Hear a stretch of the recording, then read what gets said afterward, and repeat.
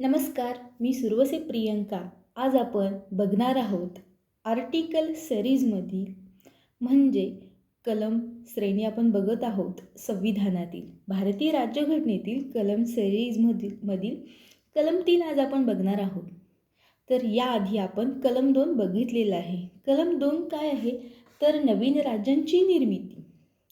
तर कलम 2 नुसार नवीन राज्याची निर्मिती कशी करायची आहे, जो की भारताचा भाग नाही, भारताबाहेरील भाग आहे, तो भारतामध्ये सामील करून त्यापासून नवीन राज्याची निर्मिती करायची आहे. मात्र कलम 3 काय आहे तर चला मग आपण कलम 3 बघूया. कलम 3 काय आहे, नवीन राज्यांची निर्मिती. विद्यमान राज्यांची क्षेत्रे, नावे, सीमा यात फेरफार म्हणजे काय तर बदल करणे. संसदेला कायद्याद्वारे. आता कलम 3 नुसार सुद्धा नवीन राज्याची निर्मिती करायची आहे. मग आता ही नवीन राज्याची निर्मिती कोण करू शकतो? फक्त संसदेला हा अधिकार आहे. संसदेकडे सुप्रीम अथॉरिटी आहे, अल्टिमेट पॉवर आहे. नवीन राज्यांची निर्मिती करण्यासाठी फक्त संसदेकडे सुप्रीम अथॉरिटी, अल्टिमेट पॉवर आहे. म्हणजे त्यांच्याकडे सर्वोच्च अधिकार आहे, अंतिम सत्ता. अधिकार हा संसदेलाच आहे. तर प्रथमतः आपल्याला माहीत असायला पाहिजे संसद म्हणजे काय. संसदेला इंग्लिशमध्ये पार्लिमेंट म्हणतात. पार्लिमेंट, मेंबर ऑफ पार्लिमेंट म्हणजे जे की आपल्यातूनच आपण निवडून दिलेले आपलं प्रतिनिधित्व करण्यासाठी जे प्रतिनिधी आपण निवडून देतो त्याला आपण खासदार म्हणतो. संविधानामध्ये उल्लेख केलेला आहे, दर 10 लाख लोकसंख्येसाठी एक प्रतिनिधी असायला हवा. मग आपण 10 लोकसंख्येमागे एक प्रतिनिधी आपण निवडून देतो. म्हणजे संसदेत जाऊन 10 लाख लोकसंख्येचं प्रतिनिधित्व करेल, त्यांच्या कल्याणासाठी कायदे करेल. याकरिता आपण आपला मालक निवडून दिला जातो, म्हणजेच संसदेसाठी सदस्य निवडून दिला जातो. तर नवीन राज्यांची निर्मिती संसद कायद्याद्वारे करू शकते. आता संसदेमध्ये 2 सभागृह आहेत, लोकसभा, राज्यसभा. हे 2 सभागृह आहेत. मात्र संसदेचे 3 घटक आहेत, लोकसभा, राज्यसभा आणि राष्ट्रपती. जर समजा आपल्याला आता नवीन राज्यांची निर्मिती करायची आहे, तर ही नवीन राज्याची निर्मिती कशी होऊ शकते? साधारण बहुमताने म्हणजे सिंपल मेजॉरिटीने आपण नवीन राज्यांची निर्मिती करू शकतो. आपल्याला माहीत आहे की आपल्या महान अशा भारत देशामध्ये 28 राज्य ऑलरेडी म्हणजे आधीच अस्तित्वात आहेत. 28 राज्य आणि 8 संघ राज्य क्षेत्र म्हणजे आपण त्याला केंद्रशासित प्रदेश म्हणतो. ऑलरेडी आधीच 28 राज्य 8 केंद्रशासित प्रदेश अस्तित्वात असताना कलम 3 नुसार आपण नवीन राज्यांची निर्मिती करू शकतो. फक्त संसदेला आहे, म्हणजे केंद्र शासनाकडे हा अधिकार आहे की नवीन राज्यांची निर्मिती. तसेच ऑलरेडी जे काही वर्तमान प्रेझेंटमध्ये राज्य आहेत त्यांचं क्षेत्र, नाव, सीमा यामध्ये सुद्धा बदल करू शकते. मग आता नवीन राज्यांची निर्मिती करू शकतो, जे की क्षेत्रफळाच्या दृष्टीने एखादं राज्य खूप मोठं आहे, त्याचा काही भाग आणि दुसऱ्या राज्याचा काही भाग एकत्र करून आपण त्यापासून दुसऱ्या राज्याची निर्मिती करू शकतो. किंवा समजा एखादं राज्य आहे आणि एखादं संघराज्य क्षेत्र आहे, यांचे काही भाग एकत्र करून आपण नवीन राज्यांची निर्मिती करू शकतो. तर नवीन राज्यांची निर्मिती करू शकतो. नवीन राज्यांची निर्मिती करण्यासाठी राष्ट्रपतीची परवानगी असल्याशिवाय आपण नवीन राज्यांची निर्मिती करू शकत नाही. जेव्हा आपण राष्ट्रपतीकडून परवानगी घेतो तेव्हा राष्ट्रपती अध्यादेश काढेल एखाद्या राज्याचं नाव बदलायचं आहे, तर ज्या राज्याचं नाव बदलायचं आहे त्या राज्याच्या विधिमंडळाकडे तो अध्यादेश सांगण्यात येईल. तुमच्या राज्याचं नाव बदलण्यात येणार आहे किंवा बदलणार आहे. जर समजा त्या विधिमंडळ किंवा त्या राज्यामध्ये शांतता असेल तर ते काम पुढे होईल. लोकसभा पास, लोकसभेतून राज्यसभा आणि पुढे राष्ट्रपतीची साईन होईल आणि त्या राज्याचं नाव बदलण्यात येईल. तीच प्रोसेस होईल. हे नवीन राज्याची निर्मिती करण्यासाठी फक्त आपल्याकडे साधारण बहुमत असायला पाहिजे. साधारण बहुमताने आपण नवीन राज्यांची निर्मिती करू शकतो. जर समजा आपल्याला माहीत आहे राज्यसभेची जी साधारणतः लोकसभेची जी सदस्य संख्या आहे ती 550 आहे. 550 म्हणजे जे काही 5 सदस्य आहेत ते जम्मू काश्मीरचे असतील. जेव्हा संविधान बनविण्यात आलं त्यावेळी त्या अनुषंगाने 5 जागा जम्मू काश्मीरसाठी, 2 अँग्लो इंडियनसाठी, 5+2 7 सोडून 543 जागेसाठी आज आपल्या भारत देशामध्ये निवडणूक होती. 543 जागांसाठी. ह्या 543च्या 50%+1 जर विचार केला, साधारण बहुमत म्हणजे सिंपल मेजॉरिटीने हे काम होऊ शकतं. जर समजा लोकसभेचं साधारण बहुमत असेल तर आपण नवीन राज्यांची निर्मिती करू शकतो.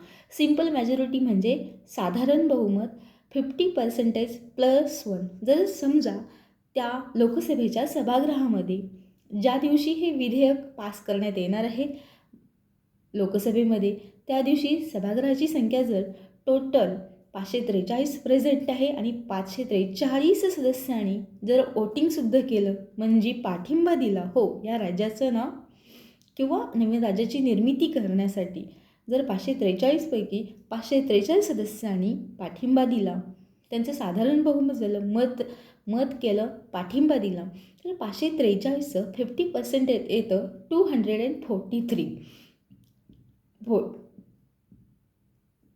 मग साधारण बहुमताने नवीन राज्यांची आपण निर्मिती करू शकतो. आपल्याला माहीत आहे. त्याचबरोबर या कलमामध्ये काय सांगितलेलं आहे, कलम 3मध्ये आपण कोणत्याही राज्याचं क्षेत्र वाढवता येतं, कोणत्याही राज्याचं क्षेत्र घटवता येतं. घटवता येणं म्हणजे काय, तर कमी करणे. 1958ला काय झालं, बेरोबारी युनियन केस अस्तित्वात आला. तर सांगण्याचं तात्पर्य काय आहे, 1958ला बेरोबारी युनियन केस किंवा बाउंड्री डिस्प्यूट म्हणजे सीमावाद निर्माण झाला. तर 1947ला भारत देशाचं धर्माच्या आधारावर विभाजन झालं.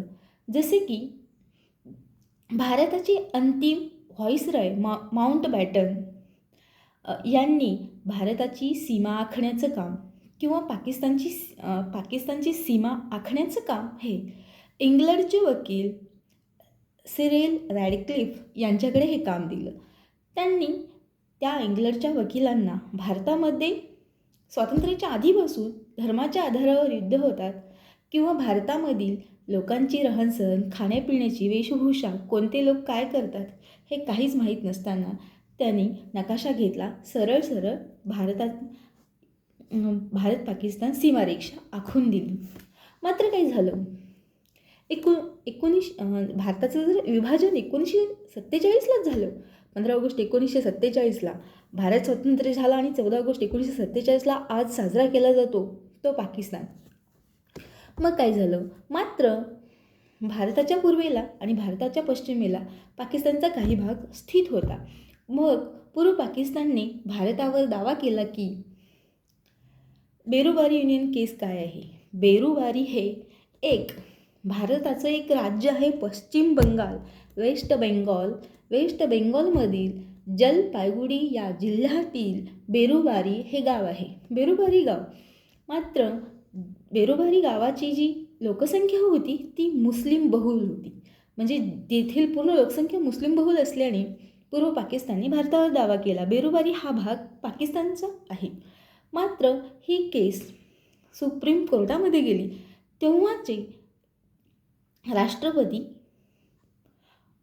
डॉक्टर राजेंद्र प्रसाद यांनी राष्ट्रपतीला एक अधिकार आहे, आर्टिकल 143 कलम 143नुसार राष्ट्रपती सर्वोच्च न्यायालयाचा विचार घेऊ शकतो. त्यावेळी या बाबत राष्ट्रपतींनी सर्वोच्च न्यायालयाचा विचार घेतला. सर्वोच्च न्यायालयाने निकाल दिला किंवा त्यांचा विचार दिला. कलम 3 सांगतो की आपण नवीन राज्यांची निर्मिती करतो. ती कोठून? तर ऑलरेडी 28 राज्य आणि 8 केंद्रशासित प्रदेश आहेत, यामधूनच आपण नवीन राज्यांची निर्मिती करू शकतो. आपण एखाद्या राज्याचं क्षेत्र जर समजा आपला जो महाराष्ट्रामधील मुंबई हा जिल्हा आहे, अथवा आपण नंदुरबार हा जिल्हा आहे, तो आपण शेजारी राज्याला देऊ शकतो.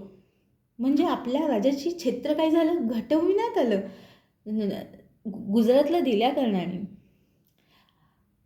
आपण हे सर्व काही फक्त भारतामधील राज्यांकरिता करू शकतो. मात्र भारताचा कोणताही भाग दुसऱ्या देशाला देऊ शकत नाही. जर भारतामधील एका राज्याचा भाग दुसऱ्या राज्याला देऊ शकतो, कमी करू शकतो, घटवू शकतो, मात्र भारताचा भाग दुसऱ्या देशाला देऊ शकत नाही, असं कलम 3 सांगत नाही, असं सर्वोच्च न्यायालयाचं मत होतं. मग जर आपल्याला भारताचा काही भाग दुसऱ्या देशाला द्यायचा असेल तर काय करावं लागेल? आर्टिकल 368 म्हणजे 368नुसार संसदेला संविधानात सुधारणा करण्याचा अधिकार आहे. मग काय करेल? संसद संविधानात सुधारणा करेल. मग संसदेने एक तत्कालीन पंतप्रधान पंडित जवाहरलाल नेहरू आणि नूर, जे की पाकिस्तानचे पंतप्रधान, यांच्यामध्ये 1958ला करार झाला की जो काही सीमावाद होता पश्चिम बंगालमध्ये जलपाईगुडी जिल्ह्यातील बेरुबारी या गावाचा, तो त्यांनी त्या करार संमत केला. मात्र काही राजकीय घडामोडीमुळे, राजकीय हस्तक्षेपामुळे तो काही केस होता तो संपुष्टात आला नाही किंवा बेरुबारी हा भाग पूर्व पाकिस्तानला देण्यात आला नाही. मग काय झाले? 1960ला तो 16 मे 1974ला जो काही पूर्व पाकिस्तान होता भारताच्या पूर्वेला, तो बांगलादेश म्हणून स्थित झाला किंवा अस्तित्वात आला. तेव्हाचा केस होता. 1958ला करार केला. 1958ला पूर्व पाकिस्तानने भारतावर दावा केला की बेरुबारी हा भाग पाकिस्तानचा आहे. 1960ला करार करण्यात आला. राजकीय हस्तक्षेपामुळे तो करार किंवा यशस्वी झालेला नाही. जो काही सीमावाद होता तो संपुष्टात आलेला नाही किंवा त्याचा अंत झालेला नाही. मात्र 2015ला भाजपचे पंतप्रधान नरेंद्र मोदी यांनी जे काही आत्ताच्या विद्यमान 2015च्या तिकडच्या राष्ट्रपती होत्या बांगलादेशच्या शेख हसीना यांच्याशी करार केला आणि तो सीमावाद संपुष्टात आणला. जो बेरुबारी भाग होता किंवा जो काही सीमेवरचा वाद होता, सीमेसाठी वाद होता, तो संपुष्टात आणला. काही भाग भारताला देण्यात आला. 2015च्या करारानुसार बांगलादेशने काही भाग भारताला दिला आणि भारताने काही भाग बांगलादेशला दिला. म्हणजे आपल्या भारत देशामध्ये पार्टीचा चेहरा बघितला जातो. तेव्हा तो काही करार अस्तित्वात आलेला नाही किंवा यशस्वी झाला नाही. मात्र भाजपचं सरकार आलं आणि लगेच 2011ला प्रोटोकॉल साईन केला होता. तोच की सीमावाद संपुष्टात आला पाहिजे म्हणून 2011चा प्रोटोकॉल साईन झाला आणि 2015ला भारतीय राज्यघटनेमध्ये पंतप्रधानांनी 100वी घटनादुरुस्ती केली आणि तो वाद संपुष्टात आणला. तर यामध्ये एकंदरीत हे सांगायचं आहे, कोणत्याही राज्याचं क्षेत्र घटवता येतं, वाढवता पण येतं. जर आपल्याला भारताचा भाग दुसऱ्या देशाला द्यायचा असेल तर आपल्याला घटनेत घटनादुरुस्ती करायला पाहिजे.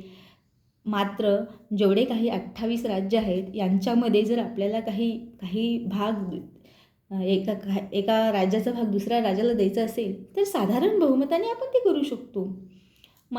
मात्र भारताचा काही भाग दुसऱ्या देशाला द्यायचा असेल तर सर्वोच्च न्यायालयानं निर्णय दिला की संसदेमध्ये घटनादुरुस्ती करावी लागेल. तर त्याचबरोबर कोणत्याही राज्याच्या सीमामध्ये फेरफार करता येतो. 28 राज्यापैकी कोणत्याही राज्याच्या सीमामध्ये आपण फेरफार करू शकतो. त्याचबरोबर 28 जेवढे काही राज्य आहेत त्यांच्या नावामध्ये फेरफार करता येते. मध्य प्रदेश हा क्षेत्रफळाच्या दृष्टीने सर्व मोठा काय झालं तर मध्य प्रदेशचा छत्तीसगड हा भाग वेगळा करून 1 नोव्हेंबर 2000ला नवीन राज्याची निर्मिती केली. मध्य प्रदेशपासून छत्तीसगड हा भाग वेगळा करून नवीन राज्याची निर्मिती केली 1 नोव्हेंबर 2000ला. तसेच उत्तर प्रदेशमधून उत्तराखंड या राज्याची निर्मिती केली 9 नोव्हेंबर 2000ला आणि बिहार या राज्यापासून झारखंड या राज्याची निर्मिती केली 15 नोव्हेंबर 2000ला. त्याचबरोबर आपण नवीन राज्याची निर्मिती करू शकतो. फक्त हे सगळं संसद करू शकतं. फक्त संसदेकडे सुप्रीम अथॉरिटी, अल्टिमेट पॉवर आहे. हे सगळं करण्यासाठी नवीन राज्यांची निर्मिती, विद्यमान राज्यांची क्षेत्रे, नावे, सीमा यात फेरफार करण्यासाठी या सगळ्यांकरिता आपल्याला राष्ट्रपतीची पूर्व परवानगी असल्याखेरीज आपण करू शकत नाही. तर त्याचबरोबर 2014ला लोकसभेचं इलेक्शन झालं आणि भाजप सरकार केंद्रामध्ये आलं तेव्हा जम्मू काश्मीरला पूर्ण दर्जा असलेलं जम्मू काश्मीर हे एक राज्य होतं. तर संसदेने काय केलं म्हणजे भाजप सरकार आल्याच्यानंतर जम्मू काश्मीरला जो पूर्ण राज्याचा दर्जा होता तो काढून घेण्यात आला आणि जम्मू काश्मीर या राज्याचे 2 भाग करण्यात आले. जसे की लडाख आणि जम्मू पूर्ण राज्याचा दर्जा काढून घेण्यात आला आणि वेगवेगळे भाग करण्यात आले आणि त्यात एक भाग हा लडाख म्हणून आज केंद्रशासित प्रदेश म्हणून स्थित आहे. त्याचबरोबर जम्मू हा एक केंद्रशासित प्रदेश आहे.